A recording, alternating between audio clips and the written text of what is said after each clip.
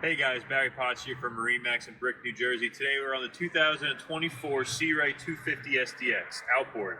On the outboard model, we have this sliding seat here, which gives a ton of space around the swim platform.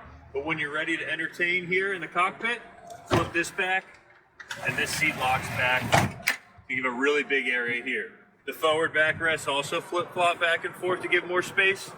At the helm, we have our digital throttle shift here, Simrad 9-inch screen, premium stereo upgrade, and all your switches for your lighting. On the 250, you're going to have centerline head, a little bit more headroom than you get with the traditional centerline walkthrough. More storage underneath there as well. With the side walkthrough on the 250, you'll see how deep the gunnels are. It's a really safe, secure feeling walking through the boat. And the benefit is also this really long lounge seat here. 3-4 people could easily sit looking forward.